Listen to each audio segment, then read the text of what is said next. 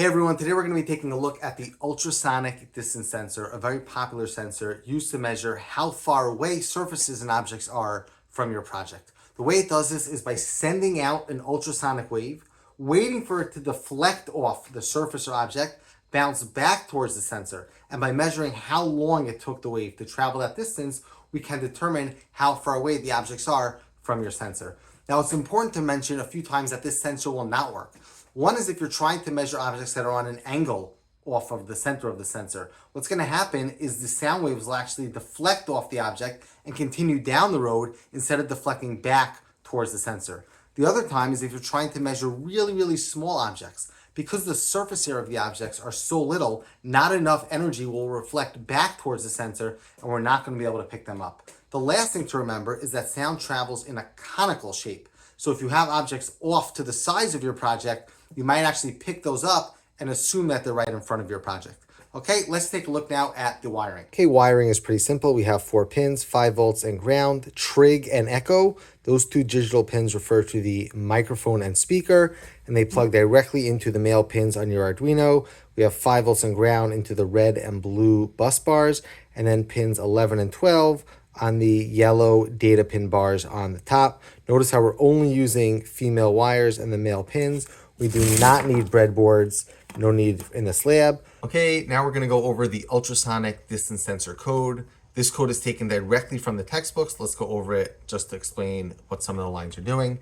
The first 3 lines are setting up our variables for our pins. We have 2 pins, 11 and 12. It's very common for students to plug these into the wrong pins. If you're not getting good readings, the first thing I would do is just switch 11 and 12, either hardwire switching or in the code. Then we have 2 variables we're going to be using in this code, time and distance. To record, we're using floats because we're going to be multiplying and dividing by decimals, and float is the variable type that uses decimals as opposed to int, which is only integers. You can't use a decimal. In the void setup, we only have lines we've used before. Serial.begin 9600, we're going to be printing the distances on the screen. So we need to set up that line of communication. And we have 2 pins, input and output. The output will be the speaker and the input will be the microphone on the sensor. In the void loop, the first thing we're going to do is send out that wave that we spoke about before. And the way we do that is we blink the speaker. So first we turn the speaker off low. We want to make sure that the room is silent from ultrasonic sounds. Then we're going to turn the pin I, high. We're going to delay microseconds for 10. That's 10 microseconds, not milliseconds. And then we're going to turn the speaker back off. So we're going to have one wave traveling through the room and waiting to bounce back. We don't want a lot of different noise and ultrasound in the room. The next line is unique to the ultrasonic distance sensor. It is the pulse in command. What that does is it times how long it takes the pin, in this case, to get high.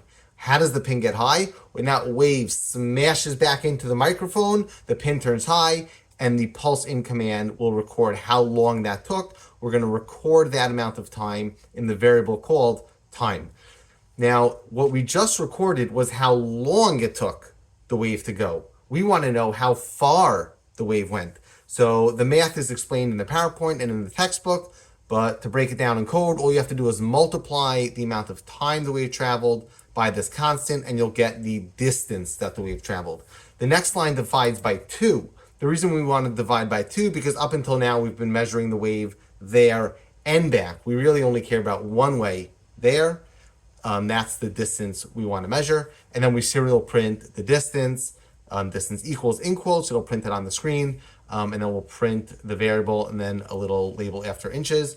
You should be seeing numbers go up and down as you put your hand in front of and uncover the ultrasonic distance sensor. You should see the numbers going up and down. That's how you know you've done it correctly.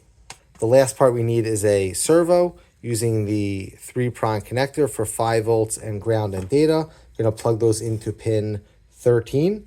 Make sure you orient the ground, 5 volts, and data correctly.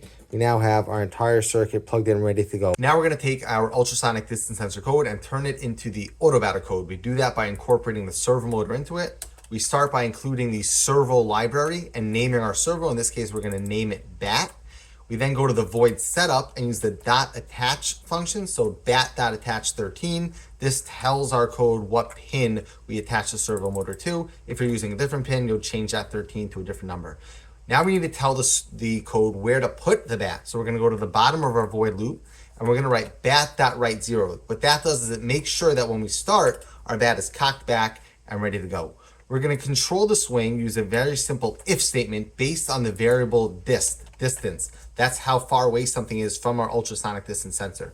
So if distance is less than 5, meaning something is near our bat, we're going to swing our bat to 90 degrees, hopefully hit home run out of the park. I am going to add a 2-second delay to make sure that we don't keep swinging the bat back and forth before we get the ball out of the park. All right, and here's what it looks like while it's happening.